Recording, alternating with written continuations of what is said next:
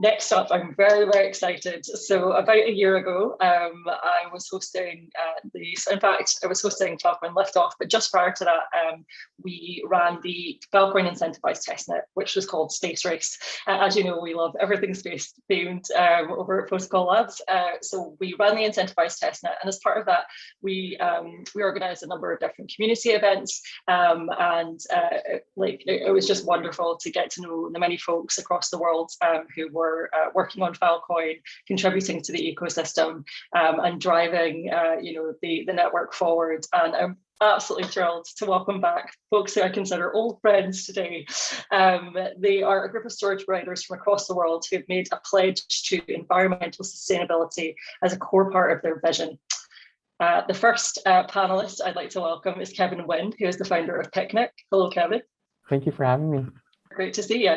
Our second panelist is Altman, who is the COO of Seal Storage. A warm welcome to you, Alex. Thank you, Angie. Nice to meet you.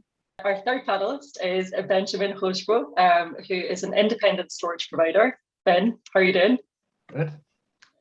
Good to see you. Okay, and our fourth panelist is Devin Johnson. Devin is the founder of SoulCap. A warm welcome to you, Devin. Thank you. Great to be here. And finally, Charles Cow, the founder of Swan. Welcome to the panel, Charles. Hi, everyone.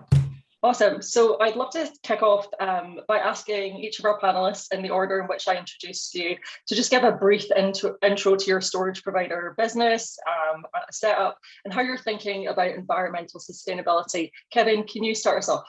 Yeah, absolutely. So thanks for having us here. PiKNiK's really fortunate to be one of the storage providers who joined just around the late testnet period. We're based out of San Diego, California, with infrastructure footprints in San Diego, in Las Vegas, and upcoming in London. Our team's about 20 FTs of massive Falcon and IPFS enthusiasts. And one of the places where we started the whole company was just a hobby where, quite frankly, out of a home environment, we racked one side of the house with solar panels, and we thought this was kind of a cool way to empower a hobby miner.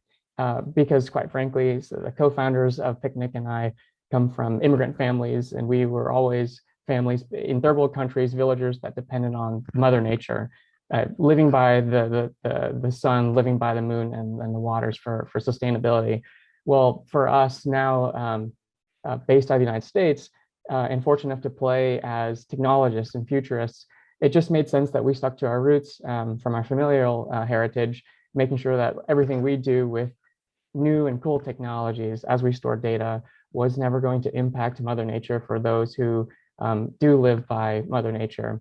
So our company, again, started as really just a hobby around the testnet period with those solar panels. But as we continued to grow as a firm and formalize and start to go after real storage clientele, it just made a lot of sense that we stuck true to those roots. Not only is it a differentiator to be green, to call yourself green, but to really go after, for ethical reasons, green that is not carbon neutral, but as Swan kept mentioning, beyond carbon neutral. In fact, PiKNiK is working on an initiative internally where we hope to be green 24/7, solar power that's captured during the day and stored in lithium ion to kind of empower our systems through the night, so that it's almost off-grid, behind the grid. And that's just where we feel like this is how Falcoin is so different from other blockchains.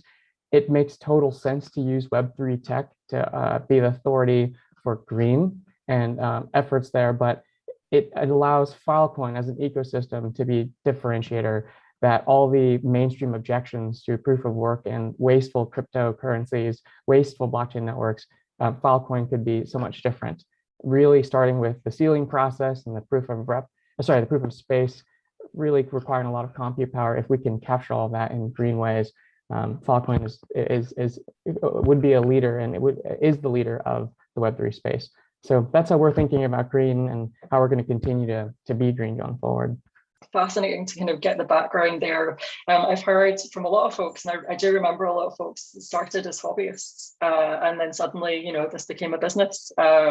It's wonderful to hear that you're kind of sticking to your core values. And it's absolutely true to say that many of the people on this panel were like the OGs of green Falcoin. You were doing things before, we had necessarily started moving in that direction. So it's wonderful to kind of hear your story. Thank you so much for sharing. Alex, can I invite you to share a bit more about your SP business and how you're thinking about sustainability? Yeah, absolutely. So Seal Storage Technology is a storage provider based out of Canada, but with a team all across North America. It was created about 8 months ago with the management team out of Validation Capital, which is a crypto proof of stake validator company, and another group in Toronto. Our CTO is actually a fellow named Swan, who was part of Space Race, and I'm sure a lot of you guys know him. He's very active in the Slack channels. Who was also, very early in that, as I said, Space Race and creating a miner there and doing a video early in the year. Our team right now is about 10, and we'd really like to become one of the larger storage miners or storage providers here in North America and expand globally after that. And when it comes to sustainability, it's a big passion of mine and the team as well. And we look at a lot of discussions around what was going on with Bitcoin mining and the perception that it created for all cryptocurrencies and all different blockchain networks and technologies, even though that's not necessarily true, right? When you look at things like Filecoin and other networks, there's really a big difference between how they interact with environmental concerns, right? Even something like Filecoin in the storage space, there's a lot of different ways that we interact with our machines, kind of reducing e-waste because there's a longer lifetime. For us, looking at renewable energy data centers, or if we can't get 100%, and looking at RECs and where those RECs are sourced and how that interacts with our systems. And for us, we've got our operations set up in Quebec and Nevada, so both sides of the border, as I said, in renewable energy data centers there. From a longer term sustainable goals, we'd like to start off at net zero, and it's something that we thought, being a newer company, we had the opportunity to start in the right place. We'd like to get to a point where we actually get to something that we either call net zero plus or carbon negative, which is using our proceeds to be able to fund restoration projects or carbon offsets, things that we look at and say, how can we be something that's a little bit different, right? Web3 is really a different type of technology, a different type of world that we're creating here, and we want to try to do something that's beyond that and kind of work both ways. Amazing. Thank you so much, Alex. That's great. And again, like you said, you're a small company. You want to start from the beginning, like getting on board with this stuff as you grow and scale is really exciting. And Web3 offers us those opportunities. Juan referred to it in his talk earlier. We suddenly have access to so many opportunities, initiatives, people as well, like all of the amazing people that we have here today. So yeah, no, great. Thank you so much for kind of sharing your story. We're going to dig in a little bit more shortly, but I'm going to move on to Ben. Ben, tell us a little bit more about your setup and how you're approaching sustainability, please. So I'm here as an independent miner, and actually I'm also an advisor to PiKNiK. So I know all about the projects going on at Kevin's side, but my setup is a bit different because I'm not in a big data center.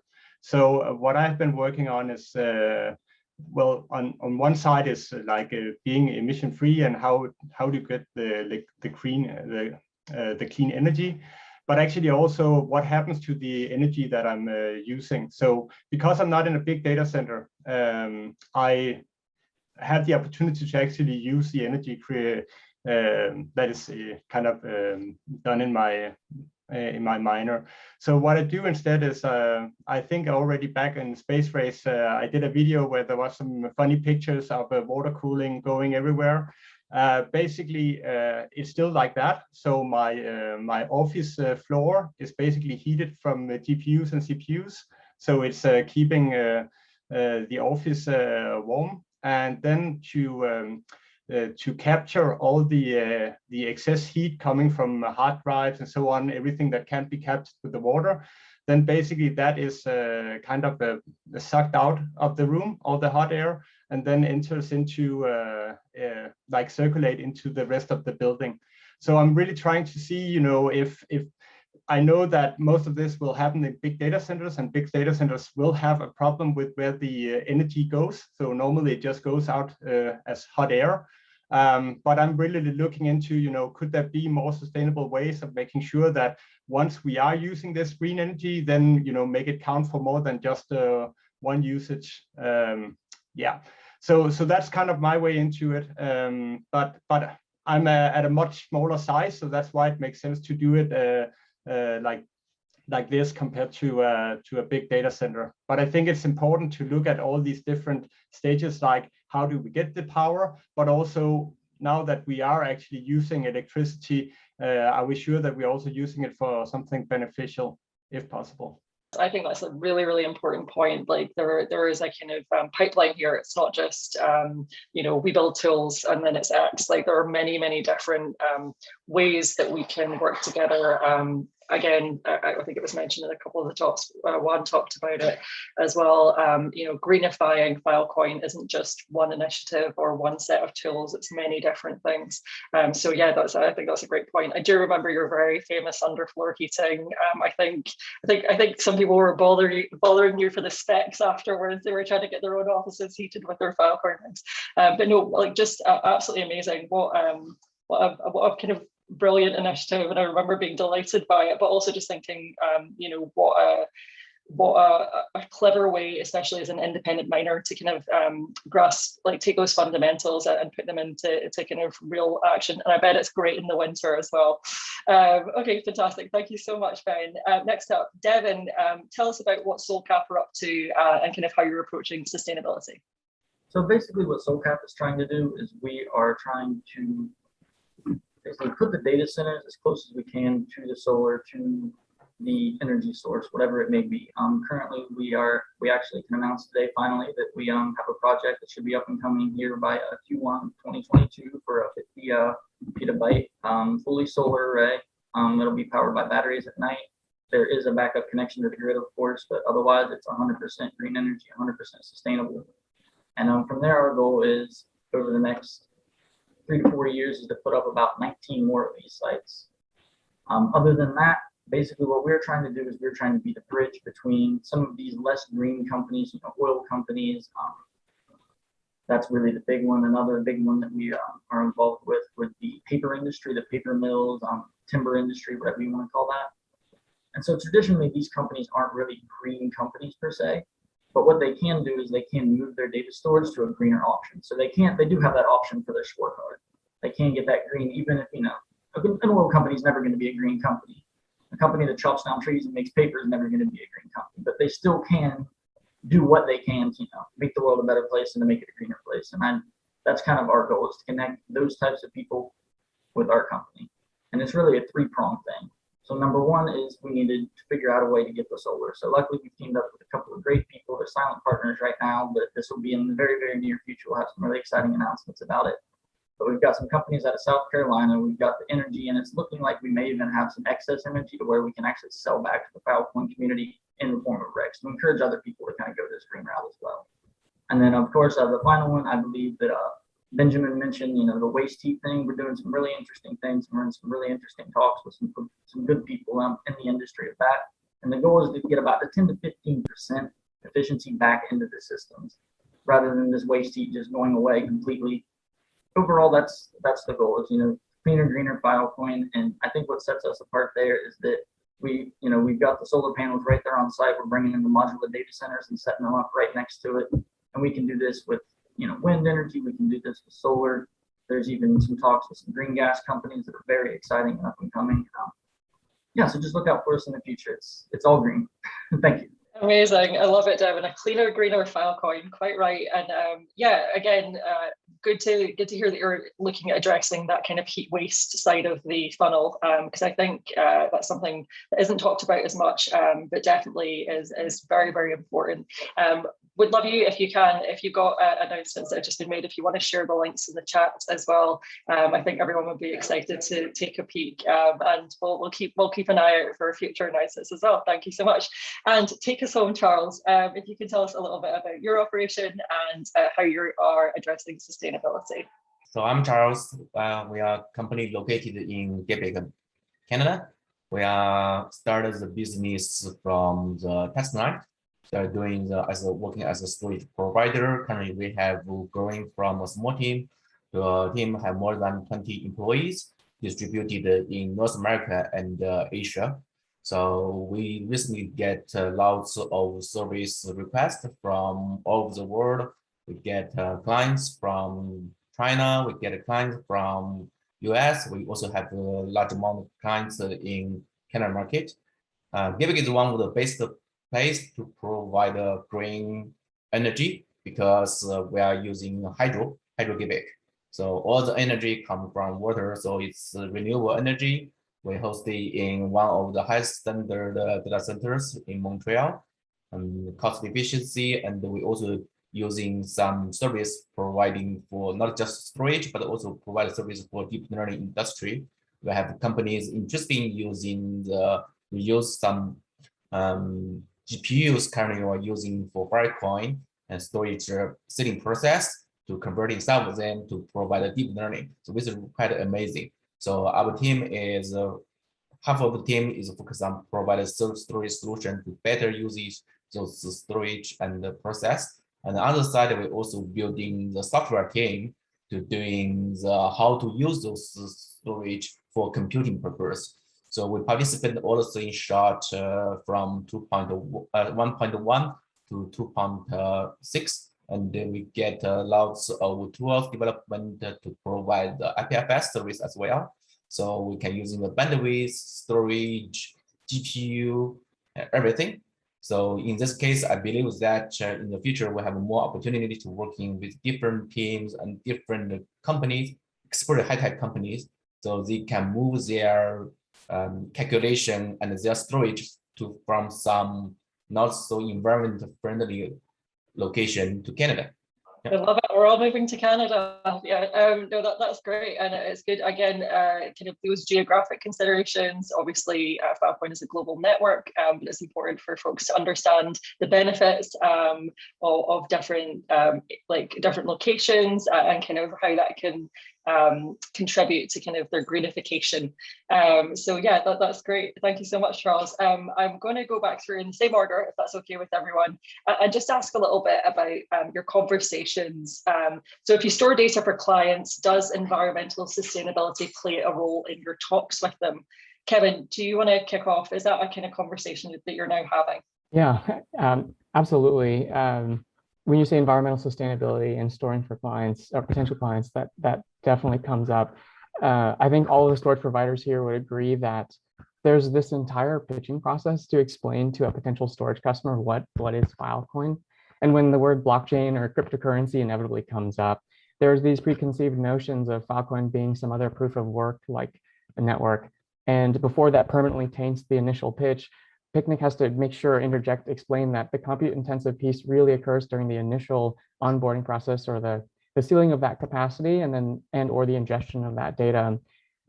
Then we explain that there's the perks and benefits of Filecoin based storage. It's really there's a little bit of that compute through the concept of the window post, the proof of space time that happens every 24 hours.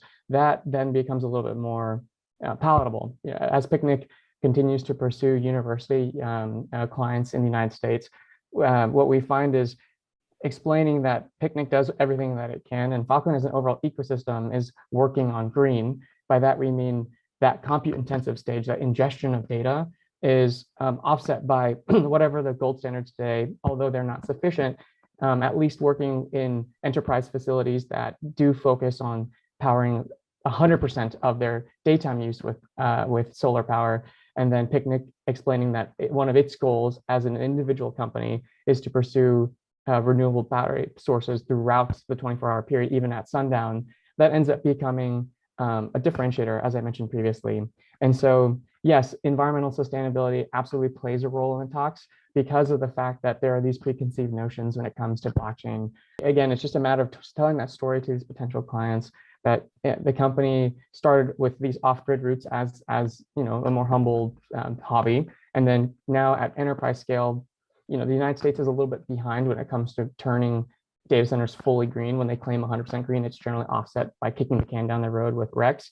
But saying that we as a company, as PiKNiK, are working on 100% renewable 24/7, a standard that doesn't exist today, it ends up being something that is important to those potential clients, and hopefully will be a differentiator that allows those clients to actually accept Filecoin as the kind of the fundamental basis technology we're using to store their data. What we've heard. What about yourself, Alex? Is this something that's been coming up in conversations with clients? Absolutely. So when we're looking at potential clients, we have to look at our own kind of global emission standards and scope 1, 2, and 3, and how that affects us as a company.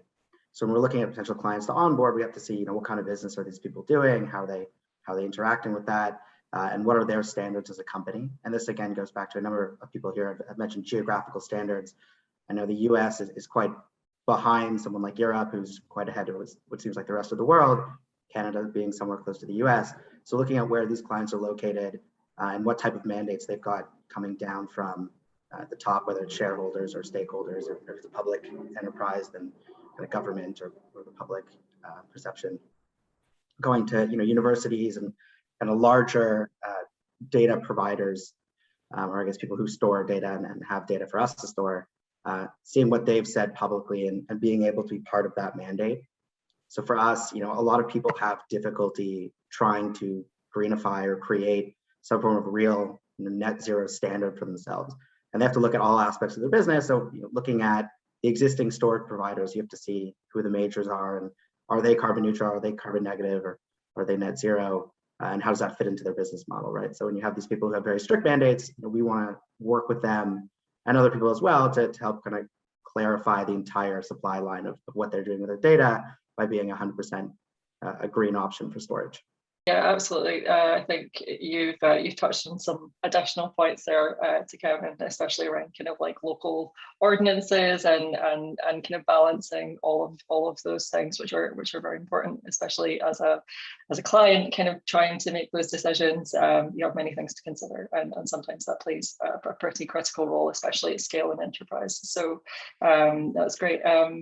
Ben, as the indie, as a kind of independent storage miner, like, is this something that's coming up? Is it still too early? Like, what are the conversations like there? As independent, I don't think we have many of these conversations yet directly with the clients, but obviously this is a general thing about Falcon. I think one of the important things here for being a storage provider is that, are we actually able to look ourselves in the mirror doing this? So one thing is that, yeah, we buy some RECs and we use green energy and so on. But if we use that on users' calculations, so without talking bad about other blockchain technologies, but basically is the basic idea of how the protocol works, is that actually something that makes sense in an energy efficient way, or doesn't make sense? And I think the good thing, or to start with the bad thing, is that it's quite complex to tell a client about how Falcon works and why it does what it does.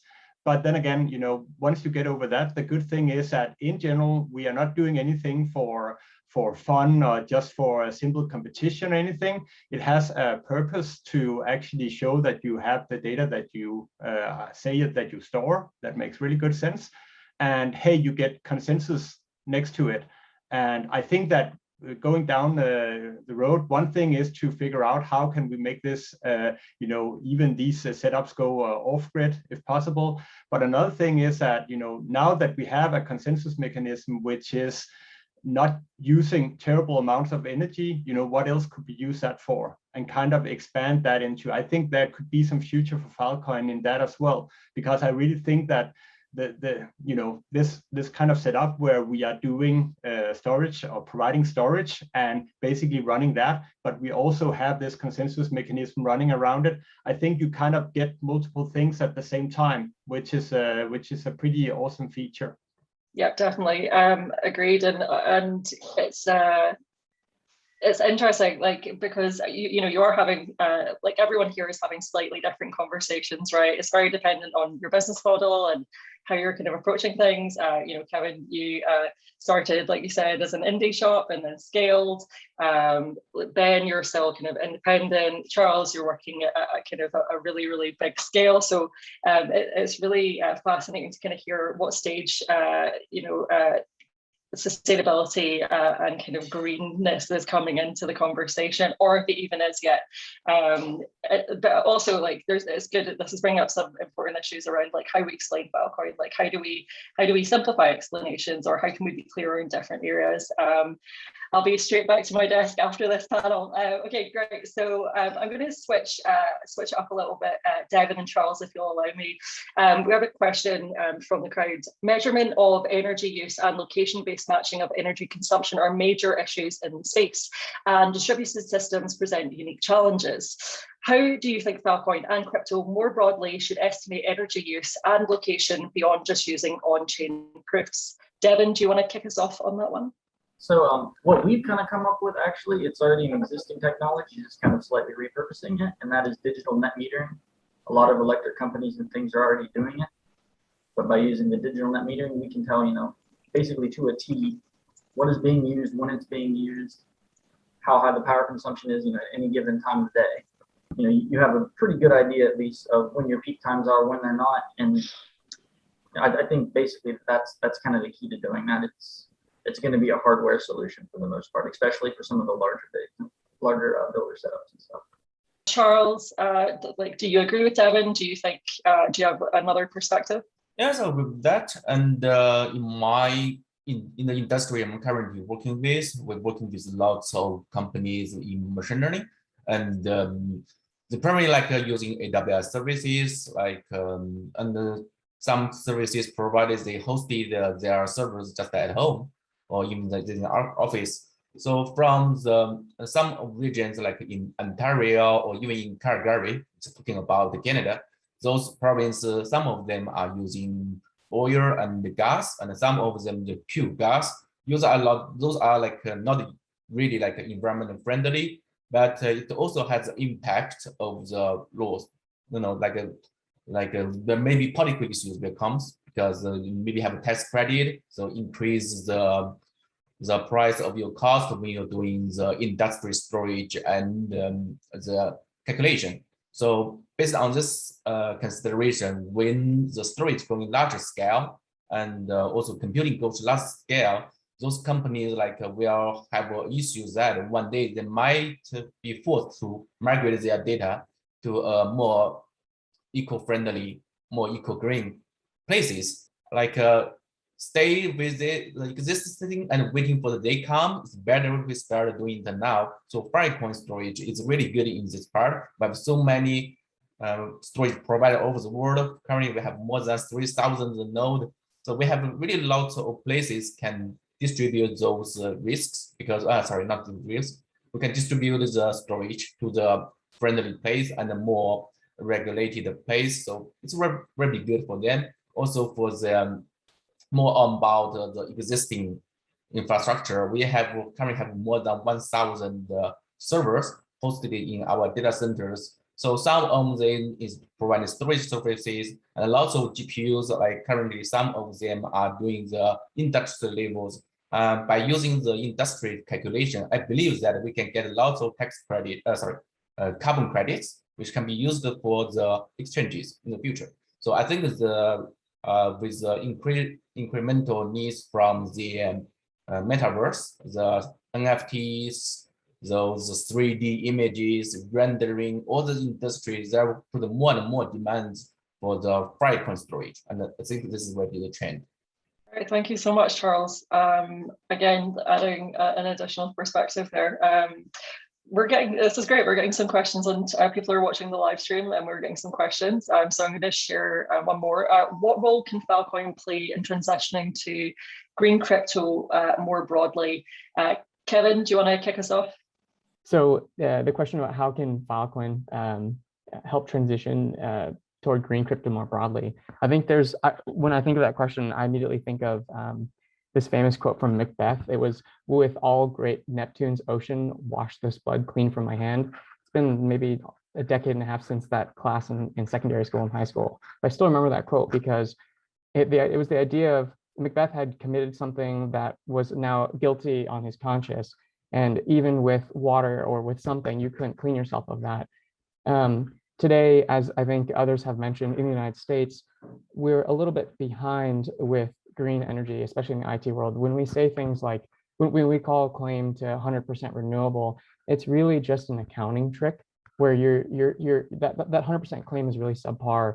You're cleaning your conscience, calling yourself green as a marketing optic, where you buy these RECs or you do something and it's really kicking the can down the road.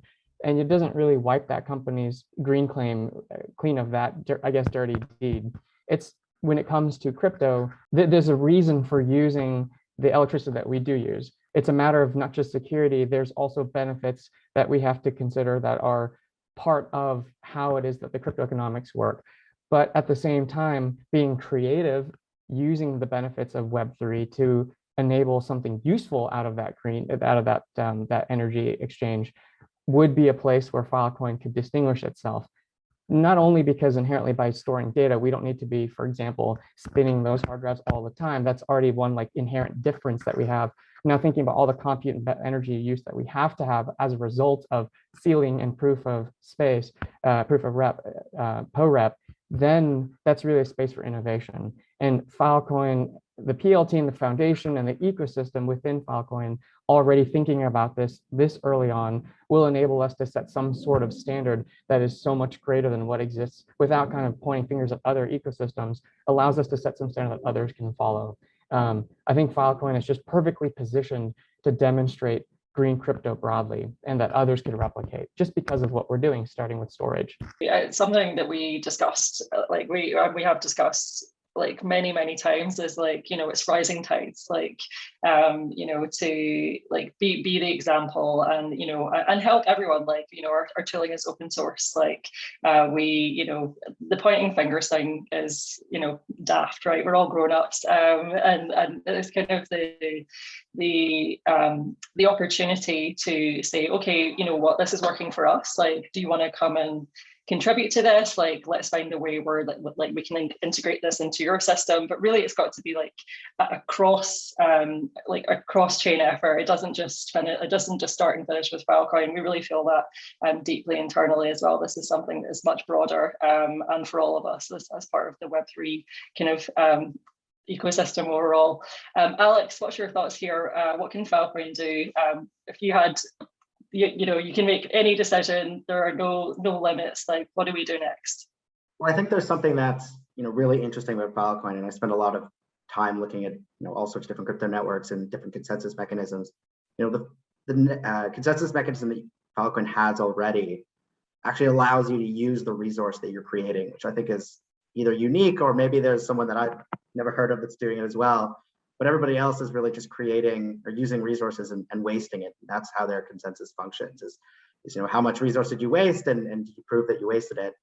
Whereas the resources that we're using here, we're actually able to go out and create value with that, not just from an economic standpoint, but actually create value with that from an enterprise standpoint. So looking at that, I think that's already a big step forward that a lot of people are either unaware of right now, or it's really unique to the networks. It's very exciting. And I also think, you know, partnerships that you guys are doing with Energy Web and creating this type of accountability is really important for a lot of different networks. And I think it's been brought to light in the last little bit, again, looking at, you know, Bitcoin and Ethereum, but being able to create that accountability and increasing those tools for storage providers and other stakeholders to be able to take advantage of. And I think one of the big pieces, and it's come up a lot in our research about how the ESG world functions, particularly with an environmental lens, is that there's such a mishmash of different standards and requirements, and nobody really is on the same page as anybody else. So we've kind of come to the conclusion that the best thing to be doing is really just disclose what you're doing and why you're doing it, and let people make up their own decisions. So I think it's both a compliment and a suggestion. Is, you know, it's very exciting that you guys have taken this initiative to increase transparency and allow storage providers and other network participants to take advantage of that. And I would suggest continue to go down that path and allowing people to make their own decisions and give people the tools to allow that.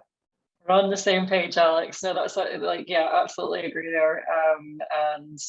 Yeah, I think that's something, like, we want to be open, we want to be transparent, and like we invite everyone else to do the same thing as well. I think it's great. We can all work together and move forward. Ben, you've got no limits. What do we do next? What can Falcon, especially, like, again, you're bringing kind of an independent storage provider perspective as well. What do you believe can help folks in your position? as an independent, I would say that Falcon needs to be as distributed as possible all around the globe. So as a small storage provider, I would actually like to see some kind of model where it is possible to run it like from smaller facilities, not only from really large scale data centers, but also maybe in facilities where, you know, in my perfect view of the future, I actually like very much the whole idea of having this kind of a fog computing concept. So say that you have an office space, and then in the basement, you might have some hardware remotely controlled there by some provider. But basically, that's kind of what brings you hot water, what brings you all the you know, heating and so on for that specific facility. So you maybe look into not only having these. Now we are obviously decentralizing much more than compared to the few big cloud providers. But still, you know, I think in the future, maybe not near but longer future, this could actually be something that goes, so infrastructure lives with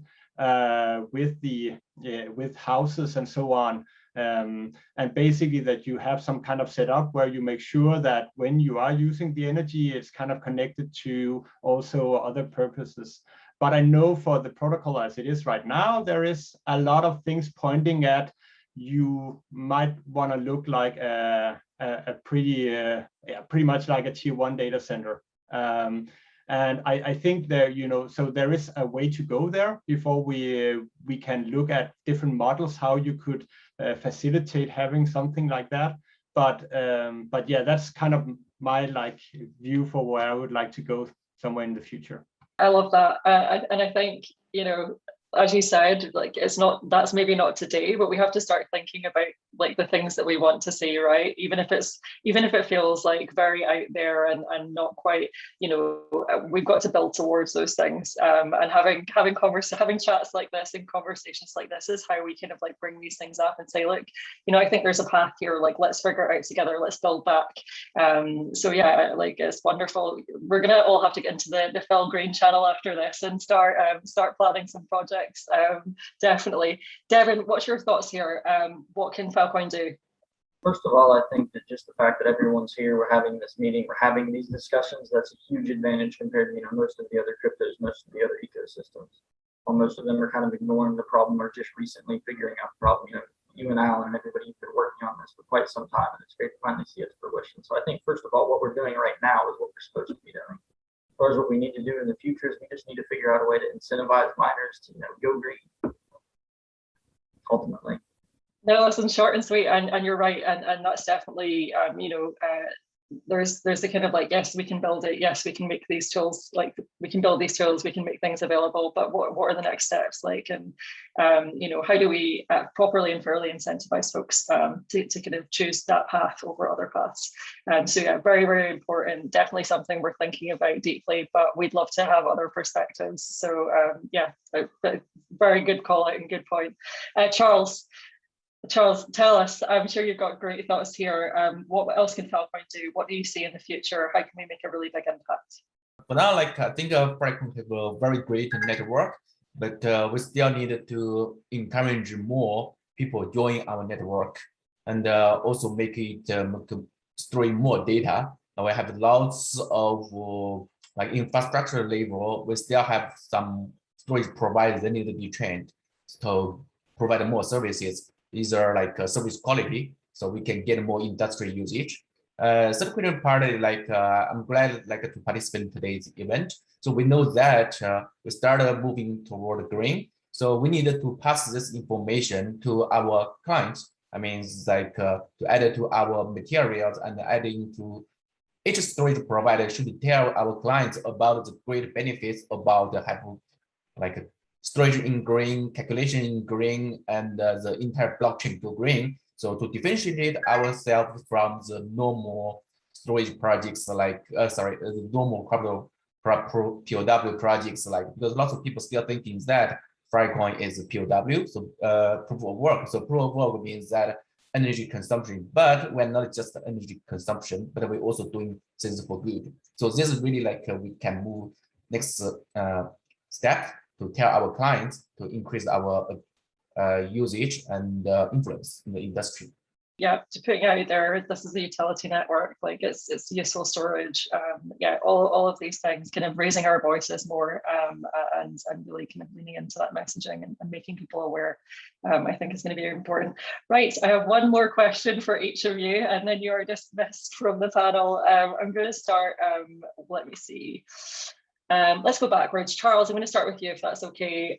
You have two companies in the space. So you've got Swan Cloud and Nebula AI. Swan Cloud built Swan, which connects clients to storage providers, and Nebula AI provides distributed cloud AI services. How do you see the customers of these services shaping the need for verifiably green services in the future?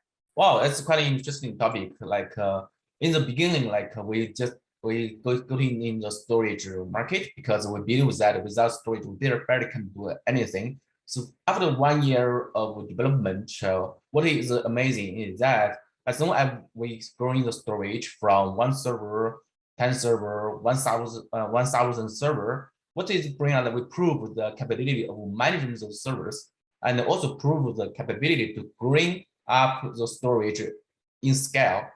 And when we talking about our clients in different locations, we found that, for example, in Ontario, their electricity cost is really high because they are not 100% reliant on hydro, and they have lots of like high cost of them. So they are very interesting to move to a green place with hydro energy is lower consumption. Also because the Quebec have a very cold temperature, we have -40 in the winter. It's not something special. So those are all the advantages. And then we convince them that even though now they only storage with us, but we have so many services we can ready to use. And also we see that some storage they start now, maybe just not put in Falcon yet as a backup layer, but they are so interested one day to migrate from the Amazon or other cloud service provider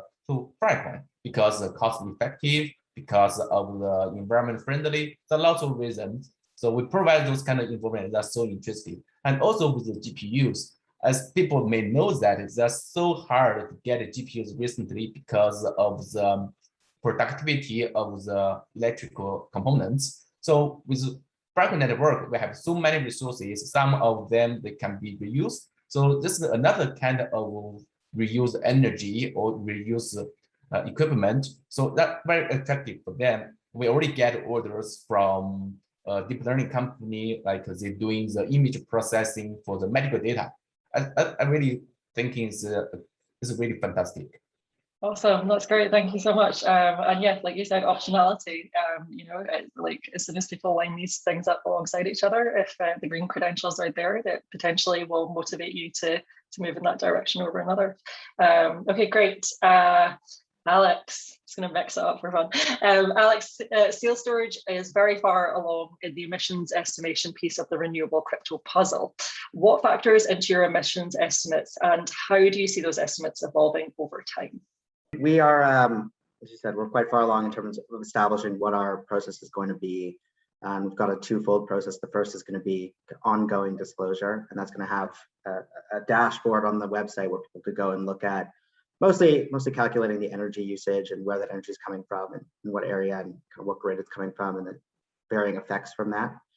On an ongoing basis, there will also be other disclosures throughout the year that include more in-depth aspects of the company that would go to a scope 2 of emission sets. So we're just in the process of establishing how that's going to work and how the reporting is going to be done and what can be automated. There's a certain level of tools that you guys have created. There's additional tools out there in the market that we're looking at how to plug that into our systems, but there's also going to be a certain level of manual pieces that are going to have to go into how we calculate this. So looking at our initial emissions is really going to be heavily focused on the energy usage, but then there'll be additional that we'll have to start doing with transportation of equipment and movement of staff, and as the company scales and increase size in various geographical locations, it's understanding how that affects our disclosures and what the various rules and regulations are in those places.